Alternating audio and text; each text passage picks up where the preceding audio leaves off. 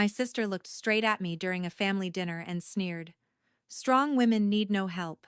So I calmly asked her why she'd been living off my money for months. Why did a simple weekend dinner explode into identity theft, eviction, and the collapse of my entire family? Let me tell you how it started. My name is Lydia. I'm 36 years old, and I work as a finance manager. For most of my adult life, I believed that providing for my family was the same thing as loving them. I believed that if I paid enough bills, solved enough problems, and stayed quiet through enough disrespect, eventually they would see me. Eventually, they would appreciate me. I was wrong. This story didn't begin with shouting or accusations. It began the way most betrayals do, quietly, under the disguise of normalcy. That weekend dinner was supposed to be simple, just a casual family barbecue at my parents' house, steaks, wine, conversation. The kind of gathering that looks warm and peaceful from the outside. The kind people post pictures of online with captions about gratitude and togetherness. But I had learned over the years that nothing in my family ever came together unless I made it happen. So, my 16-year-old daughter Kylie and I arrived 3 hours early. We came loaded with groceries, premium ribeye steaks, organic vegetables, real bread, and desserts I'd picked up on the way. The sun was beating down hard on the gravel driveway as we hauled 4 heavy shopping bags out of my truck. Sweat soaked through my shirt before we even reached the backyard. When we stepped outside, I wasn't surprised by what I saw. Dust-covered patio furniture, fallen leaves everywhere, a grill that hadn't been cleaned in months. This was the same backyard I had personally spent $25,000 renovating the year before. New stone tiles, a pergola, comfortable outdoor seating. I did it because my parents said they wanted a peaceful place to relax. But standing there that afternoon, looking at the neglected space, I realized something painful. They treated what I paid for like it appeared by magic. Without a word, Kylie picked up a broom and started sweeping. I scrubbed grease off the grill grates while the heat pressed down on my back. We worked in silence, not awkward silence, but the quiet understanding that comes from experience. Kylie already knew what I had learned the hard way. In our family, the people who gave the most were expected to complain the least. I watched my daughter wipe down the furniture I had bought and felt both proud and deeply resentful. Proud of her work ethic, resentful that no one would ever thank her. Just as we finished setting up, loud music blasted from the driveway. A white Tesla Model Y rolled in dramatically, horn honking like someone had arrived at a celebrity event instead of a backyard dinner. My stomach tightened. That was my car. My sister Claudia had borrowed it 2 weeks earlier for what she called a quick grocery run. She never brought it back. Every time I asked, she brushed it off with a laugh. "It's just a car, Lydia." Her husband Derek stepped out first, sunglasses on, chest puffed out, pulling a brand new set of golf clubs from the trunk like he wanted everyone to admire them. Claudia followed slowly, fanning herself dramatically, dressed in a shimmering silver floor-length gown that made absolutely no sense for ribs and patio chairs.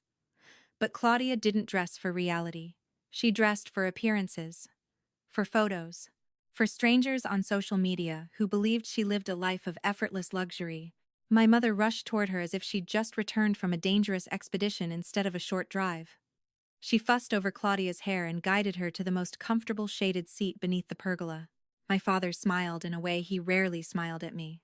No one asked how Kylie and I were doing. No one noticed that we'd already cleaned the entire backyard. Instead, my mother called across the yard, telling me to check the charcoal, and then ordered Kylie to fetch a cold diet soda for her aunt. Not asked. Ordered. Kylie wiped sweat from her forehead and went without complaint. I focused on seasoning the steaks, reminding myself to breathe.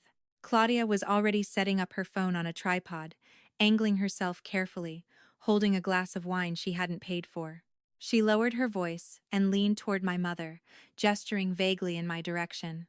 I heard her whisper that I looked tired lately, that working so many hours at a desk job was aging me, that I should learn to relax more, like her, and take better care of myself. My mother nodded in agreement. I clenched my jaw. They were enjoying a lifestyle funded entirely by me while criticizing the effort it took to maintain it. By the time dinner was served, The wine bottles were half empty, and Derek had claimed a seat at the head of the table like he owned the place. He chewed loudly and launched into one of his usual speeches about how corporate jobs were traps for small-minded people. He gestured with his fork and bragged about business ventures that didn't exist. My father listened with admiration. No one questioned how an unemployed man afforded expensive golf clubs. Then Claudia shifted her attention. Her eyes landed on Kylie. She reached across the table and grabbed my daughter's hand, inspecting her fingers like they were defective merchandise. "Sweetheart," she said sweetly, "why are your hands like this?" Kylie blinked. "I work part-time at a home improvement store." Claudia sighed dramatically. "That's such a rough environment. You're too pretty for that kind of work. It's embarrassing for the family. You should be doing something elegant." Derek laughed and called Kylie's paycheck peanuts. I saw my daughter's face flush as she tried to stay composed. She told them she was saving money to buy her own car. That's when Claudia leaned back in her chair, lifted her chin, and delivered the line that shattered everything. "Strong women need no help." I looked at her, and for the first time in my life, I stopped swallowing the truth. The moment Claudia said, "Strong women need no help," something inside me finally cracked. Not loudly, not dramatically, quietly, like a thread snapping after being pulled for years. I stared at her across the table, at the silver dress she didn't pay for, at the wine in her glass that came from my wallet, at the Tesla key fob sitting in her purse while my truck was blocked in the driveway. And I smiled, not because I was amused, because I was done. "That's an interesting philosophy," I said calmly, "especially coming from someone who's been living off my bank account." The air shifted instantly. Claudia's smile froze halfway across her face. My mother stopped chewing. Derek straightened in his chair. And my father shot me that familiar warning look, the one that meant, "Don't embarrass." But the mood had been built on my silence. And I wasn't offering it anymore. Claudia scoffed softly, waving a manicured hand. "Oh, please, you always exaggerate." I reached into my pocket and pulled out my phone. I didn't slam it on the table. I didn't raise my voice. I simply unlocked the screen and placed it gently beside my plate. "If you're truly independent," I said, meeting her eyes, "you can start by paying back the $14,000 in rent you owe me." Her eyes widened. "What rent?" "The downtown apartment," I replied. 6 months overdue." Derek let out a short laugh, trying to turn it into a joke. My mother looked confused. My father frowned. I turned my phone toward them and opened the spreadsheet I'd been quietly maintaining. Rows of missed payments, dates highlighted in red. A growing balance that made my stomach tighten every time I updated it. I watched the color drain from Claudia's face as the numbers registered. "And while we're at it," I added, still calm, "I'd also like my Tesla back. You borrowed it 2 weeks ago for groceries." Claudia blinked rapidly. "Lydia, we're family." "Yes," I said softly, "which is why it's shocking you've been treating me like a credit card." My father slammed his palm on the table hard enough to make the glasses rattle. "That's enough," he barked. "Lower your voice." I looked at him. "I'm not yelling." He opened his mouth to argue, then closed it again. Derek leaned back in his chair, crossing his arms. "You don't have to make everything about money." I turned to him slowly. "You've been doing that just fine on your own." His smirk faltered. "You've been telling everyone about business deals and country clubs," I continued, "but you haven't had a job in 8 months." The words landed heavier than I expected. My mother gasped. My father stared at Derek. "What?" Derek stiffened. "That's not true." "It is," I said. "You were fired from your logistics job for falsifying expense reports." Silence spread across the table like spilled ink. Derek's jaw tightened. Claudia's hands curled into fists beneath the table. "The golf club's in your trunk," I added. "The ribeye on your plate. The cable packages at your apartment. None of it comes from investments. It comes from the supplementary credit card I gave Claudia because she said you were getting back on your feet." Claudia shot me a look filled with panic. "You promised you'd pay it down," I said. "Instead, you maxed it out." She stood abruptly, tears already forming. "You're humiliating me." My mother rushed to her side. "Lydia, why would you do this in front of everyone?" I stared at them both. Because Kylie was humiliated first. That made Claudia pause. Derek shifted uncomfortably. My daughter sat quietly beside me, hands folded in her lap, eyes glossy but proud. She hadn't said another word since Claudia's insult. She didn't need to. Her silence spoke volumes. Claudia wiped at her eyes dramatically. I didn't mean anything by it. You're just being cruel.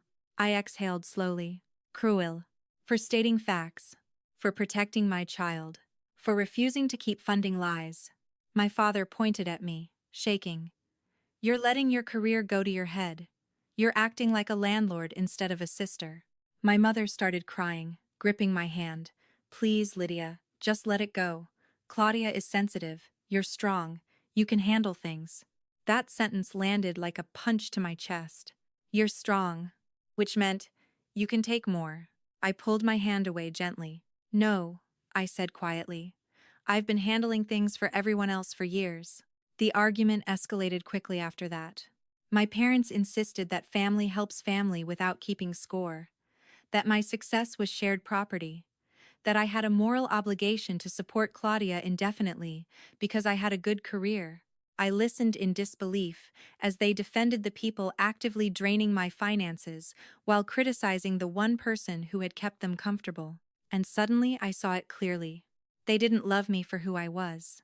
They loved what I provided. I was the safety net, the problem solver, the emergency fund. Claudia was the favorite. That realization hurt more than anything Claudia had said. I took a deep breath. I'm done being your retirement plan, I said. Everyone froze. I send you $800 a month for groceries, I continued, looking at my parents. I pay your supplemental health insurance. I cover repairs, medications, unexpected expenses. All of it ends if you keep asking me to apologize. My mother sobbed harder. My father stood up. If you don't apologize right now, he said, pointing toward the driveway, you can leave and never come back. For a moment, I thought my heart would break. Then, something strange happened. It didn't. I nodded slowly. Okay. That single word shocked them more than any accusation I'd made all evening. But before anyone could react, my phone vibrated against the table. A message from my cousin Travis. He's a fraud litigation attorney. I had quietly asked him weeks earlier to look into some irregularities in my credit history. I hadn't told anyone. I needed answers before confrontation. My hands trembled as I opened the attachment. 3 unauthorized credit cards. Opened in my name. $25,000 charged. My blood turned cold. I lifted my phone and held it out so everyone could see. Claudia, I said slowly, what did you do? Her eyes widened in terror. I was going to pay it back. Derek recoiled. My parents stared at her in disbelief. I felt strangely calm. Using my identity without permission is a crime, I said. And tomorrow, I'm filing the report. Claudia collapsed into hysterical sobbing. And in that moment, I knew this dinner wasn't just about disrespect anymore. It had become something much darker. The moment the words identity theft hung in the air, everything shifted. Claudia's sobbing grew louder, more frantic, like volume alone could undo what she had done. She clutched her chest and swayed in her chair, accusing me through tears of destroying the family over money. Derek stood up abruptly and backed away from her as if physical distance could absolve him of guilt. I didn't know, he muttered, palms raised. She never told me. My parents sat frozen, staring at Claudia like they were seeing her for the first time. For years, they had protected her mistakes, explained away her behavior, and asked me to be patient because she was fragile. But there was no fragile innocence left in that moment. There was only evidence on my phone and $25,000 in fraudulent charges under my name. I didn't scream. I didn't insult her. I simply stated the truth. Tomorrow, I said quietly, I'm filing the report. Claudia lunged forward and grabbed my wrist. Please, she begged. I only borrowed it. I was depressed. I needed a break. You don't understand how hard it is to keep up appearances. I pulled my hand away. You stole my identity, I replied. That's not borrowing. My father finally found his voice. Lydia, he said sharply. This is family. You don't send your sister to prison over credit cards. I looked at him. You don't protect criminals because they share your blood. That was when my mother broke down completely. She sobbed into her napkin, repeating my name like it was a prayer, begging me to think about Claudia's future, about the shame this would bring, about how neighbors would talk. Not once did she ask how this betrayal had affected me. Not once did she look at Kylie. Something inside my chest went quiet. I stood up slowly, my legs steady even though my heart was pounding. "I'm done talking," I said. Claudia watched me with panic in her eyes, sensing control slipping through her fingers. I walked around the table toward her chair. She immediately clutched her designer handbag like a life raft. "What are you doing?" she shrieked. I lifted the bag off the chair without touching her. "You don't get to keep my things anymore." She tried to grab it back, but I stepped away and dumped its contents onto the glass tabletop. Makeup rolled everywhere. Receipts fluttered. A pile of luxury items spilled out, all bought with money she didn't earn. Then I saw it. The black Tesla key fob. I picked it up calmly. "That's mine," I said. Claudia let out a piercing scream. "How are we supposed to get home?" she cried. "We live 40 miles away." I met her gaze. "You should call one of your rich friends," I said evenly. "Or walk. Strong women don't need help." The words landed hard. Kylie stood up beside me then. She reached into the small gift bag Claudia had given her earlier, pulled out the cheap scarf, and placed it gently on the table. "I don't want this," Kylie said quietly. "I'd rather work double shifts than become someone who steals from family." Her voice didn't shake. Neither did mine. My heart swelled with pride and grief at the same time. Derek sank back into his chair, staring at the ground. My parents looked stunned, but I wasn't finished. I pulled out my phone and opened my property management app. Claudia noticed and started screaming. "No, Lydia, no, you can't do this." I typed in silence. "Eviction notice. Effective immediately, according to the lease clause she had signed 2 years earlier." I hit send. Then I opened the smart lock system for the downtown apartment and changed the access codes. The screen flashed confirmation. I held it up so they could see. Claudia collapsed into hysterics. "You just made us homeless." "No," I said. "You did." My father stood abruptly. "You're heartless," he shouted. "After everything we've done for you." I looked at him steadily. "Everything I've done for you." That stopped him. He opened his mouth, closed it, then pointed toward the driveway. "If you're going to act like this," he said, voice shaking, "you're not welcome here anymore." I nodded. "Okay." Kylie picked up her purse. I picked up mine. We didn't shout. We didn't argue. We walked away. Behind us, Claudia screamed my name, while my mother cried and my father cursed under his breath. But I didn't turn around. Outside, the air felt cooler, lighter. As we reached my truck, I made one final call. I put it on speaker. It was the repossession agency. I provided Derek's vehicle information and revoked my financial guarantee on the loan.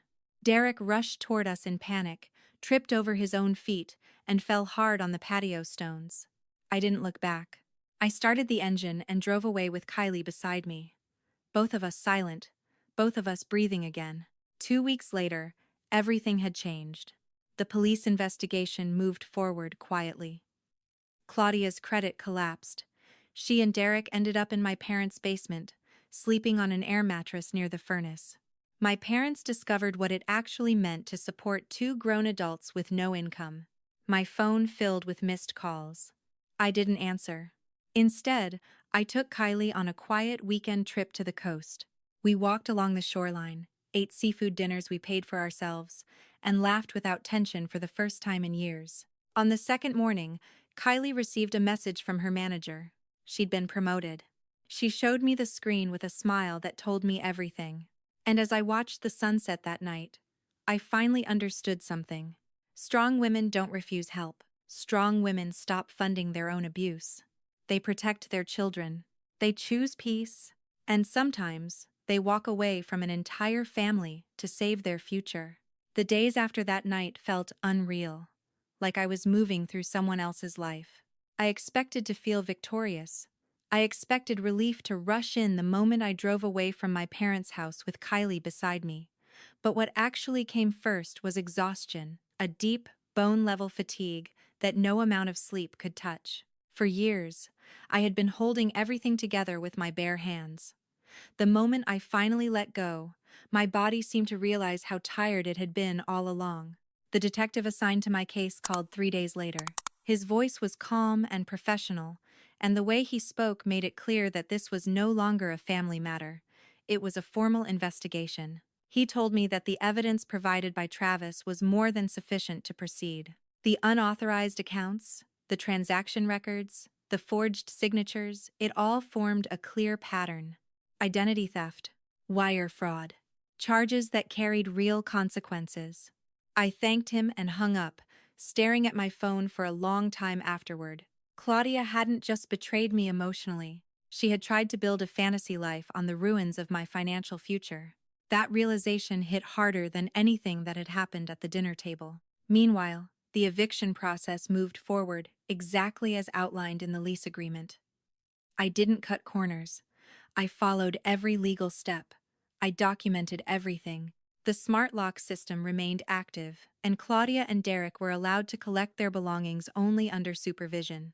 I heard later from a mutual acquaintance that Claudia packed her designer clothes into black garbage bags while crying loudly in the hallway, blaming everyone but herself. Derek barely spoke, keeping his head down, already retreating into survival mode. They had nowhere else to go. My parents took them into their damp basement, onto a deflated air mattress beside a rattling furnace. The daughter they had protected for decades was now draining their retirement funds at an alarming rate, and for the first time in their lives, they were forced to experience what I had been carrying alone. My mother started calling daily. At first, she left angry messages, then tearful ones. She told me Claudia was falling apart, that Derek was irritable, that the house felt heavy and tense. She asked if I could just help a little, just until things stabilized. I didn't respond, because I knew exactly what that meant. It meant reopening the door. It meant stepping back into the role of financial cushion. It meant teaching Kylie that boundaries are temporary and consequences negotiable. I couldn't do that. Instead, I redirected my energy into rebuilding the parts of my life I had neglected. I scheduled therapy for myself, not because I was broken, but because years of emotional manipulation don't disappear overnight. I needed a space where I didn't have to be strong, where I could admit how deeply being the responsible one had damaged me. I also started reviewing my finances in detail, canceled shared accounts, closed every open loophole, updated security protocols, placed fraud alerts. Every small action felt like reclaiming another inch of my life. Kylie watched all of this quietly. One evening, as we folded laundry together, she finally spoke. "Mom," she said softly, "are you okay?" I paused. I could have given her the polished answer, the reassuring smile, the one mothers give when they don't want their children to worry. But I chose honesty. "I'm healing," I said. "And so are you," she nodded. Then she wrapped her arms around me. And in that moment, I realized something important. I hadn't destroyed my family. I had protected my child. A week later, Claudia's legal situation worsened. Her credit score dropped so dramatically that she was placed on a tenant blacklist used by most major property management companies in the city. She couldn't rent an apartment. She couldn't lease a basic economy car. Banks flagged her as high risk. Even simple applications started getting rejected automatically. The glamorous life she had broadcast online vanished overnight. No more brunch photos. No more luxury mirror selfies. Just basement walls and growing debt. My parents began to feel the weight of their choices. Groceries disappeared faster. Utility bills climbed. Arguments echoed through the house. The daughter they had always excused now demanded constant emotional and financial support, and they were finally seeing the full cost of 30 years of enabling. They still blamed me, but their voices sounded different now. Less confident, more desperate. I blocked their numbers. Not out of revenge, out of survival. 2 weeks after the dinner, I used the money I saved from canceling their monthly allowance and insurance premiums to book a small weekend getaway for Kylie and me at a quiet coastal resort. Nothing extravagant, just ocean air and silence. We walked barefoot along the shoreline in the mornings and shared simple seafood dinners in the evenings. No lectures, no passive-aggressive comments, no one evaluating our worth. Just laughter. One afternoon, Kylie received a text from her general manager. She had been promoted to shift supervisor. She showed me her phone with a smile that made my throat tighten. She earned it through consistency, through showing up, through dignity. I hugged her and told her how proud I was, and in that moment, I knew every painful decision had been worth it. That night, sitting on the balcony watching the sun melt into the horizon, I finally felt something close to peace. The tension in my shoulders, the one that had lived there for years, had softened. I thought about all the times I had paid bills instead of setting boundaries. All the apologies I had offered when I was the one being hurt. All the silence I had mistaken for strength. And I understood now. A truly strong woman isn't someone who never needs help. She's someone who knows when to stop giving it to people who only take. She's someone who chooses her child over tradition, truth over comfort, peace over performance. I raised my glass to the ocean and whispered a quiet thank you to the version of myself who finally found the courage to walk away. Because sometimes, losing your family is the price of saving your life. The strangest part about cutting off your family isn't the anger. It's the silence. After I blocked my parents' numbers, my phone stopped lighting up with desperate messages and missed calls. No more voicemails filled with guilt. No more late-night texts about how Claudia was having a hard time, or how Derek was trying his best. Just quiet. At first, that quiet felt heavy, like I was walking through fog. I kept reaching for my phone out of habit, expecting some new crisis to solve, some bill to cover, some emotional fire to put out, but there was nothing. And slowly, that emptiness began to feel like space. Space to breathe. Space to think. Space to finally hear my own thoughts. Kylie noticed the change before I did. One evening, as we sat together in the living room, she looked over at me and said, "Mom, you're smiling more." I hadn't realized it, but she was right. The tightness that used to live permanently in my chest was easing. I wasn't waking up in the middle of the night replaying arguments in my head anymore. I wasn't bracing myself every time my phone buzzed. For the first time in years, my nervous system was beginning to rest. Still, healing isn't a straight line. Some nights, memories crept in uninvited.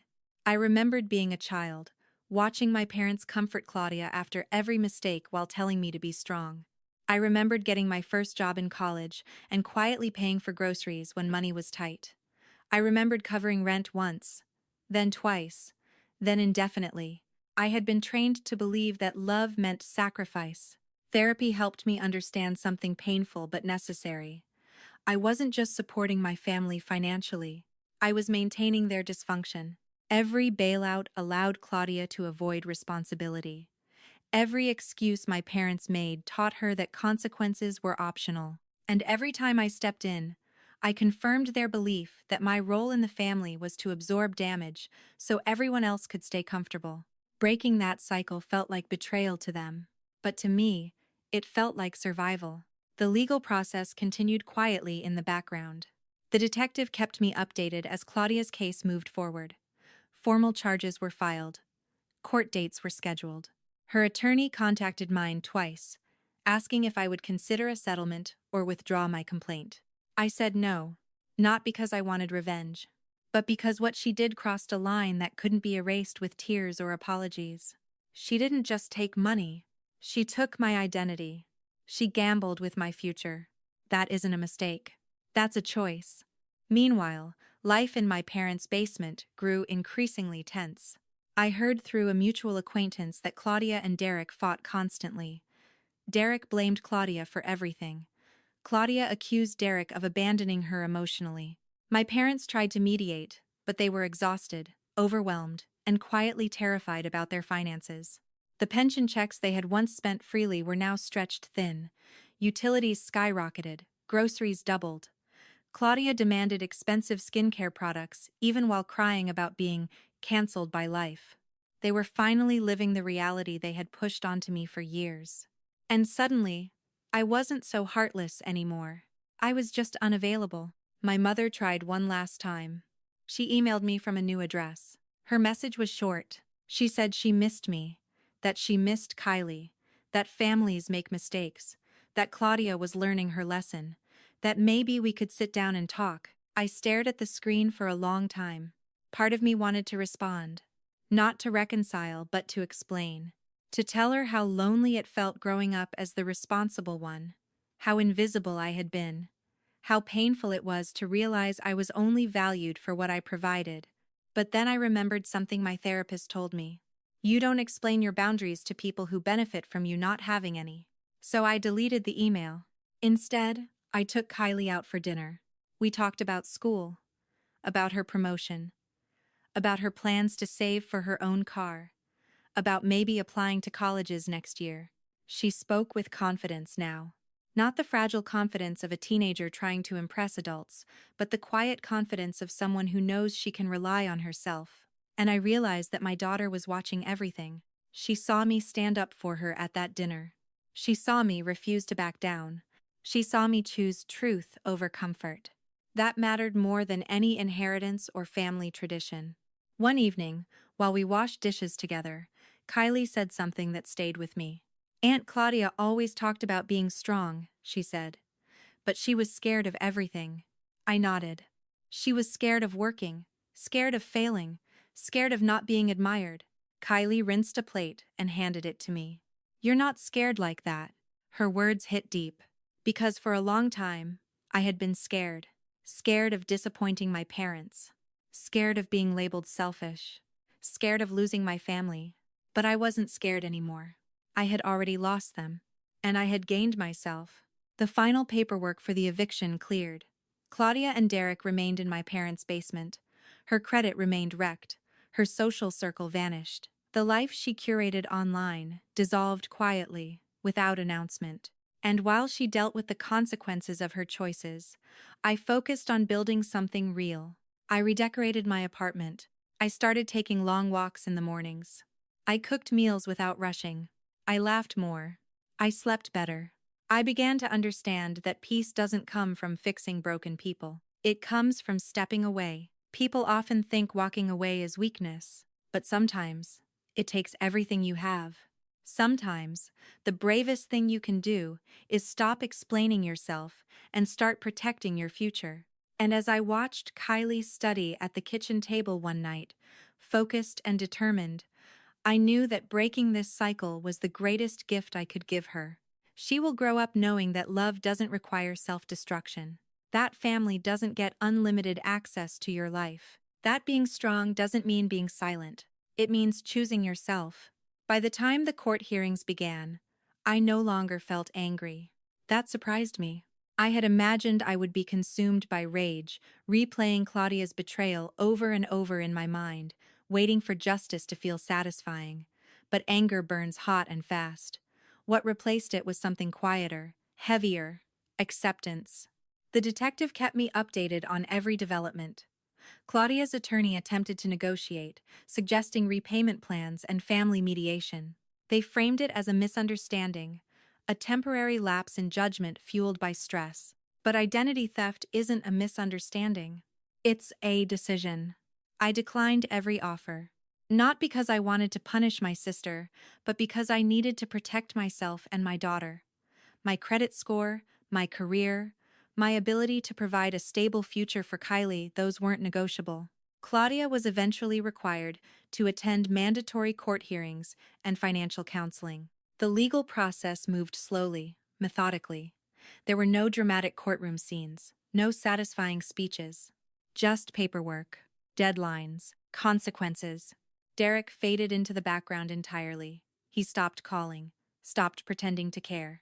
From what I heard, he began staying out late, avoiding the basement they now shared with my parents, leaving Claudia to deal with the fallout largely on her own. That, too, was a kind of justice. My parents tried once more to intervene. My father showed up at my apartment unannounced one afternoon. He stood awkwardly in the hallway, hands in his pockets, eyes tired. "She's your sister," he said quietly. "She made mistakes." I looked at him for a long moment before answering. "She committed crimes," I replied. "There's a difference." He sighed heavily. You don't know what it's like in that house now. I almost laughed. I knew exactly what it was like. I had lived that pressure for years. I'm sorry you're struggling, I told him. But I won't fix this for you. He nodded slowly, realizing for the first time that I truly meant it. That was the last time we spoke. Weeks passed. Then months. Life settled into a new rhythm. Kylie adjusted beautifully. She continued working her part-time job with quiet pride, saving every paycheck toward her first car. She started talking about colleges and career paths, asking thoughtful questions about finance, independence, and building a future that didn't rely on anyone else's approval. Sometimes I'd catch her studying at the kitchen table late at night, headphones in, completely focused. She was becoming exactly who she needed to be. And I was finally becoming who I should have been all along. I poured myself into work not to escape, but because I genuinely enjoyed it again. Without the constant financial drain, I began investing in my own goals. I started rebuilding savings. I took short trips with Kylie. I explored hobbies I had abandoned years ago. I even repainted my apartment. Soft, calming colors. A fresh start. There were still moments of sadness. Certain holidays felt strange without family gatherings. Occasionally, I'd see an old photo pop up in my phone memories and feel a brief ache in my chest. But grief no longer controlled me. I had learned that you can love people from a distance. You can wish them healing without sacrificing yourself, and you can walk away from those who refuse to change. One evening, Kylie and I sat on the balcony watching the city lights flicker on one by one. She leaned her head against my shoulder and said, "Mom, I'm glad we left." So was I. Because leaving didn't mean we lost everything. It meant we gained peace. I thought about the woman I used to be, the one who believed that being strong meant enduring anything, the one who paid every bill and swallowed every insult, the one who confused loyalty with self-abandonment. That version of me no longer exists. Strong women don't refuse help. Strong women refuse exploitation. They set boundaries even when their hands are shaking. They choose their children over tradition. They protect their future instead of preserving appearances. They understand that family isn't defined by blood, it's defined by respect. And sometimes, strength looks like walking away from people who taught you to survive instead of thrive. Claudia is now living with the consequences of her choices. Her credit remains damaged. Her reputation is fractured. Her social world has collapsed into a basement and a pile of unpaid bills. I don't celebrate that. I accept it. Because every adult is responsible for the life they build. And while she is navigating her reality, Kylie is building hers with honesty, effort, and integrity. That matters more than anything. I share this story not to paint myself as a hero. I share it because I know many of you are living in quiet versions of this same struggle. Supporting people who drain you. Staying silent to keep peace. Carrying responsibility that was never meant to be yours. If that's you, I want you to hear this. You don't have to bleed to prove you love. You don't owe anyone unlimited access to your life. And walking away from abuse, even when it wears a familiar face, is an act of courage. The dinner that was supposed to bring us together ended my relationship with my family. But it saved my future. And sometimes, that's the trade you have to make. Before we close this chapter, I want to pause for just a moment, because Lydia's story isn't really about money, eviction, or even betrayal. It's about boundaries. It's about what happens when a strong woman finally realizes that being kind doesn't mean being consumed, and that family doesn't get unlimited access to her life simply because they share her blood. This story reminds us that financial independence is more than security, it's freedom. Freedom to say no. Freedom to protect your child. Freedom to walk away from people who mistake your silence for weakness. Lydia didn't destroy her family. She broke a cycle, and in doing so, she taught her daughter something priceless. Self-respect is stronger than approval. If any part of this story felt familiar, you're not alone. Many of us carry invisible burdens, quietly holding everything together while hoping someone will finally notice. If you found strength, comfort, or clarity in this journey, I invite you to subscribe to Revenge Truth Vault.